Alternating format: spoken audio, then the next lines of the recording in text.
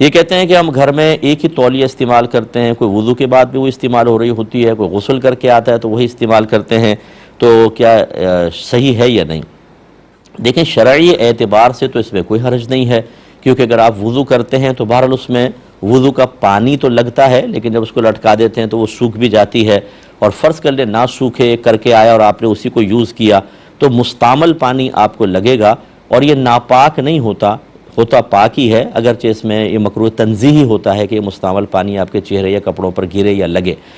और इसी तरह गुस्ल भी अगर कोई करेगा, चाहे गुस्ल जनाबत ही उसने किया हो, उस पर भी जो पानी लग कर गिरता है वो नापाक नहीं होता, मुस्तामल होता है। और मुस्तामल का मतलब ये है कि उससे वुज़ू या गुस्ल आपने किया हो, जिसको हम नजासत हुक्मिया कहते हैं, या सवाब की नीयत से उसको इस्तेमाल किया, या मैयत को जब हम गुस्ल देते हैं जो पानी गिरता है उसको मुस्तामल कहते हैं, तो लिहाजा वो पानी नापाक नहीं होता, लेकिन उसको जिस्म से लगना नहीं चाहिए। तो इसलिए अगर तौलिया को यूज़ करता भी है तो उसे चाहिए धूप में डाल दे ताकि खुश्क हो जाए। ये तो है शरई मसला। बाकी जो तिब्बी नुक्ता निगाह से है वो ये कहा जाता है कि भाई एक दूसरे के इस तरह के टॉवल को यूज़ ना करें, कि बाद औक़ात स्किन जो होती है, खाल सेंसिटिव होती है, हसास किस्म की होती है, और हर एक इस्तेमाल कर रहा होता है। तो ये, और जहाँ गंदे किस्म के लोग हों मादरत के साथ, कि टॉवल साफ़ करते करते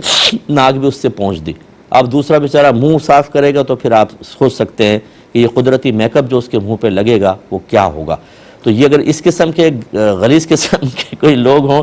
तो फिर मेरी गुजारिश है कि अपनी अपनी तौलिया रखें। और जो नज़ाफ़त वाले होते हैं, मैंने देखा है कि वो अपना एक रुमाल तौलिया वाला या अपनी तौलिया अलग रखते हैं। वो कहते हैं भाई, मैं वो लेके जाते हैं और वापस ला के रख देते हैं और मना करते हैं कि मेरी तौलिया इस्तेमाल ना की जाए। लेकिन बहरहाल मैंने आपको बता दिया कि अगर घर वाले सब एक ही तौलिया यूज़ करते हैं तो शरन ये नाजायज़ नहीं है, तिब्बी नुक्ता निगाह से या नज़ाफ़त के एतबार से ख्याल कर लिया जाए।